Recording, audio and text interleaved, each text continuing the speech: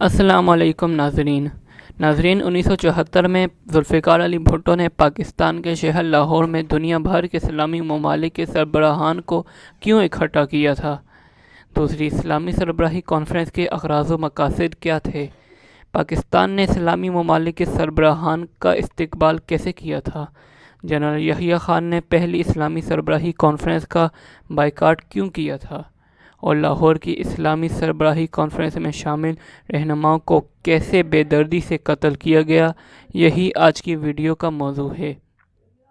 اور آج ہم آپ کو دوسری اسلامی سربراہی کانفرنس کے بارے میں حیران کن حقائق بتائیں گے، مگر ویڈیو میں آگے بڑھنے سے پہلے اگر آپ ہمارے چینل پر نئے ہیں تو برائے مہربانی ہمارے چینل ناز ٹی وی کو سبسکرائب کریں، جہاں آپ اسلامی ہسٹری اور دنیا بھر کی منفرد معلومات پر مبنی ویڈیوز ملتی رہیں گی۔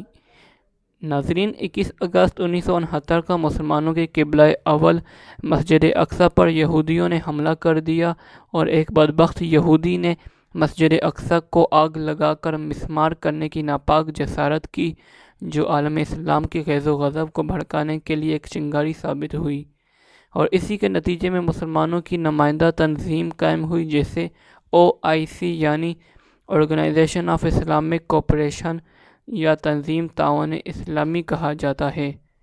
اس تنظیم میں 57 اسلامک ممالک شامل ہیں اور اس کے قیام کا مقصد مسلمانوں کے مفادات کا تحفظ ہے۔ ناظرین، پہلی اسلامی سربراہی کانفرنس مراکش کے شاہ حسن نے رباط میں منعقد کروائی۔ اس وقت پاکستان کے صدر جنرل یحییٰ خان تھے۔ جب وہ پاکستان کی نمائندگی کرنے کے لیے کانفرنس ہال میں جا کر بیٹھے تو انہوں نے دیکھا مسلم سربراہان کے درمیان ایک سکھ بھی بڑا جوان ہے۔ یحییٰ خان اس کی موجودگی پہ نقطہ اعتراض اٹھایا۔ صدر پاکستان کو بتایا گیا کہ یہ بھارت کا نمائندہ ہے۔ جنرل محمد یحییٰ خان نے پھر سوال اٹھایا، یہ اسلامی ممالک کے سربراہوں کی کانفرنس ہے، بھارت یا بھارت کا نمائندہ کیسے اس میں شامل ہو سکتا ہے؟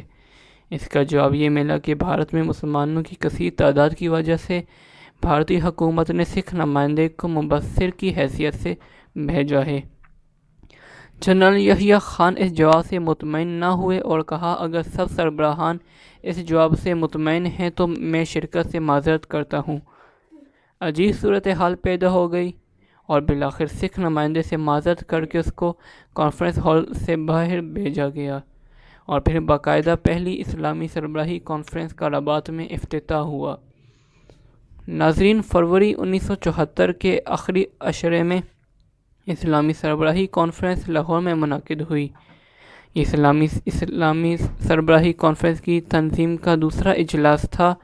یہ اجلاس ذوالفقار علی بھٹو شہید کی قائدانہ کوششوں اور شاہ فیصل بن عبدالعزیز آل سعود کے مالی تعاون اور سرپرستی کا نتیجہ تھا، اور اس کانفرنس میں سعودی عرب کے شاہ فیصل، لیبیا کے معمر قذافی، بنگلہ دیش کے شیخ مجیب الرحمن، مصر کے انور سادات اور فلسطین کے یاسر عرفات کے علاوہ 50 اسلامی ممالک کے سربراہان نے شرکت کی۔ ناظرین، اسلامی سربراہی کانفرنس کے انعقاد کے لیے لاہور میں اسمبلی ہال چنا گیا۔ سربراہان کی رہائش کے لیے لاہور کی 50 خوبصورت ترین پرائیویٹ کوٹھیوں کا انتخاب کیا گیا اور ہر کوٹھی کا مالک خوشی کے ساتھ کسی مسلمان سربراہ کے لیے اپنا گھر دینا پسند کر رہا تھا۔ تقریباً 50 سربراہوں اور سینکڑوں دیگر مہمانان گرامی کے لیے شب و روز اور دیگر مصروفیات کو مربوط رکھنے کے لیے ایک کنٹرول روم قائم کیا گیا۔ ناظرین، پروگرام کے مطابق معزز سربراہان نے نماز جمعہ کے لیے بادشاہی مسجد لاہور، رات کے کھانے کے لیے شاہی قلعہ، اتوار 24 فروری کی شام کی چائے کے لیے شالیمار باغ جانا تھا۔ ان تمام راستوں کو اتنا سجایا گیا کہ پاکستان کی تاریخ میں اس سجاوٹ کی مثال نہیں ملتی۔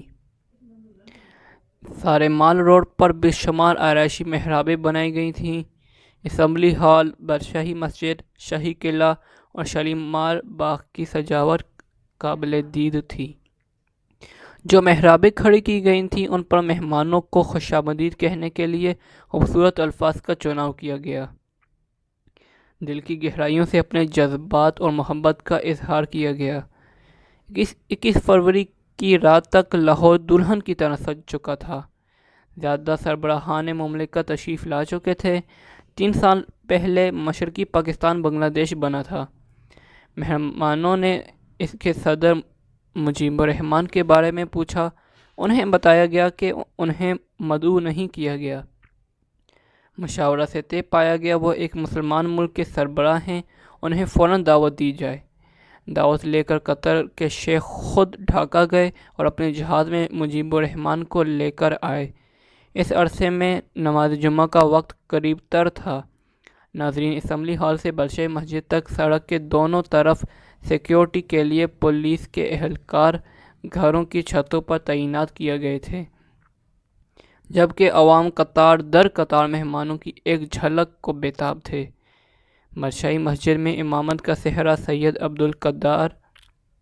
عبدالقادر آزاد کے سر تھا، جن کے پیچھے سعودی حکمران شاہ فیصل بن عبدالعزیز، لیبیا کے حکمران معمر قذافی اور پاکستان کے حکمران ذوالفقار علی بھٹو شہید کے علاوہ 50 کے قریب مسلمان ممالک کے حکمران کندھے سے کندھا ملا کر اللہ کی بارگاہ میں حاضر تھے۔ ناظرین، مسلم قائدین کا اس انداز سے مل بیٹھنا ہی اتحاد عالم اسلام کی طرف ایک اہم قدم تھا، اور کئی اہم فیصلوں کے بعد 3 روزہ یہ دوسری اسلامی سربراہی کانفرنس اختتام پذیر ہو گئی۔ اس کانفرنس میں مسلمان ممالک کو درپیش مسائل پر روشنی ڈالی گئی اور امت محمدیہ صلی اللہ علیہ وآلہ وسلم کے مفادات کے تحفظ کی قراردادیں منظور کی گئیں، اور اس کانفرنس کا لب لباب یہ تھا: ایک ہو مسلم حرم کی پاسبانی کے لیے، نیل کے ساحل سے لے کر تاب خاک کاشغر۔ ناظرین، لاہور کی اسلامی سربراہی کانفرنس کے بعد اگلے چند سالوں میں دنیا بھر میں ٹی وی سکرینز اور اخباری سرخیاں ان اسلامی ممالک کے سربراہان کے بے ایمانہ قتل کی خبروں سے بھری جانے والی تھیں، کیونکہ عالم استعمار جیسے 1974 کی اسلامی سربراہی کانفرنس نے اپنے ترانے ہم مصطفی ہیں میں استعمار ہے باطل ارذل ہے کہہ کر للکارا تھا، ان سربراہوں کو نشان عبرت بنانے پر تلا تھا، اور اس کانفرنس میں شریک حکمران اپنے انجام سے باخبر تھے، جبکہ اسلام دشمن قوتیں اسلامی اتحاد کو توڑنے کے لیے سر توڑ کوششیں کر رہی تھیں۔ ناظرین، پہلا ٹارگٹ سعودی فرمانروا شاہ فیصل بن عبدالعزیز آل سعود ہے۔ سعودی عرب اسلامی سربراہی کانفرنس کا بانی بھی تھا، اور شاہ فیصل بہت تیزی سے اپنے ملک میں نہ صرف سماجی جدت لا رہے تھے بلکہ سعودی عرب میں ترقی یافتہ دور کا آغاز ہو چکا تھا۔ سعودی عرب تیل کے ذخائر کی وجہ سے ابھرتی ہوئی معیشت بن چکا تھا۔ 21 مارچ 1975 کو جب اجلاس کے گزرے بمشکل 1 سال ہی ہوا تھا، شاہ فیصل کویت سے آئے ایک وفد سے ملاقات کر رہے تھے، جس میں ان کے سوتیلے بھائی مسعود بن عبدالعزیز کا بیٹا فیصل بن مسعود بھی تھا، جو کویتی وفد کے ہمراہ آیا تھا۔ شاہ فیصل کے فیصل بن فساد کو پہچان لیا، اپنا ماتھا اس کے آگے کیا تاکہ یہ اس کو چوم سکے، مگر اس نے یکایک اپنی جیب سے پستول نکال کر گولی چلا دی۔ ایک گولی شاہ فیصل کی ٹھوڑی پر لگی، جبکہ دوسری شاہ فیصل کے کان پر لگی۔ انہیں ہاسپٹل لے جایا گیا، مگر وہ جانبر نہ ہو سکے۔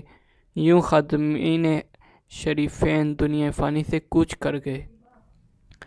ناظرین، اسلام دشمن قوتوں کا اگلا ہدف بنگلہ دیش کے بانی شیخ مجیب الرحمان تھے۔ اگست 1975 کو بنگلہ دیش میں مارشل لا لگا کر کچھ فوجی جوانوں نے صدارتی ہاؤس میں گھس کر شیخ مجیب الرحمان اور ان کے پورے خاندان کو موت کے گھاٹ اتار دیا۔ وزیر اعظم شیخ حسینہ واجد اور ان کی بہن شیخ ریحانہ خاندان کی 2 ہی افراد تھیں جو زندہ بچ سکی تھیں، جو اس وقت جرمنی میں تھیں۔ ناظرین، بہت سی باتیں گردش کرتی رہیں کہ یہ قتل امریکہ کی CIA نے کروایا تھا۔ اگلا ٹارگٹ اسلامی سربراہی کانفرنس کے کلیدی رہنما اور پوری دنیا کے مسلمانوں کو ایک پلیٹ فارم پر اکٹھا کرنے والے شہید ذوالفقار علی بھٹو تھے، جو اسلامی دشمن قوتوں کی آنکھوں میں چبھ رہے تھے 1977 کے انتخابات میں پاکستان پیپلز پارٹی نے تاریخی کامیابی حاصل کی، مگر ان کے مخالف 9 جماعتوں کے اتحاد نے دعویٰ کیا کہ یہ الیکشن دھاندلی زدہ تھے، اور 5 جولائی 1977 کو جنرل ضیاء الحق نے ان کی حکومت کا تختہ الٹ دیا۔ ضیاء حکومت نے بھٹو پر محمد علی قصوری کے قتل کا مقدمہ چلایا اور عدالت عظمیٰ نے انہیں حیرت انگیز طور پر سزائے موت سنا دی۔ 4 اپریل 1979 کو ذوالفقار علی بھٹو کو پھانسی دے دی گئی۔ یوں ایک عظیم مسلمان لیڈر کو سازش کے تحت قتل کروا دیا گیا۔ ناظرین، مصر کے صدر انور سادات بھی اس کانفرنس میں شریک تھے۔ ان کو بھی بعد ازاں اسلامی جہاد سے تعلق رکھنے والے خالد اسلامبولی نے اس وقت سرعام قتل کیا جب وہ مصر کے قومی دن کے موقع پر فوجی تقریب میں شامل تھے۔ ناظرین، اب فلسطین کی آزادی کے لیے کوشاں یاسر عرفات کی باری تھی، کیونکہ اسلامی سربراہی کانفرنس میں مسئلہ فلسطین کو حل کرنے کی کوششیں تیز کرنے کی یقین دہانی کروائی تھی۔ اسرائیل کے خلاف فلسطینیوں کی مزاحمت میں اہم ترین کردار کے حامل یاسر عرفات کو 2004 میں مبینہ طور پر اسرائیلی انٹیلیجنس ایجنسی کی جانب سے زہر دیا گیا، جس سے ان کی موت واقع ہو گئی، اور مشہور کیا گیا کہ ان کے خون میں HIV کے جرثومے پائے گئے تھے۔ ناظرین، اب اس کانفرنس میں شریک عقلی حکمران لیبیا کے معمر قذافی کے زوال کا وقت قریب آ چکا۔ 20 اگست 2011 کو لیبیا کے صدر کرنل معمر قذافی، جنہوں نے ستمبر 1969 میں اقتدار پر قبضہ کیا تھا، باغیوں کو ایک پارک میں چھپے ملے جہاں نیٹو کی بمباری سے بچنے کے لیے پناہ لیے ہوئے تھے۔ لیبیا کی خانہ جنگی، جس میں معمر قذافی کے مخالفین کو امریکہ اور نیٹو کی پشت پناہی حاصل تھی، کے شروع ہونے کے بعد دارالحکومت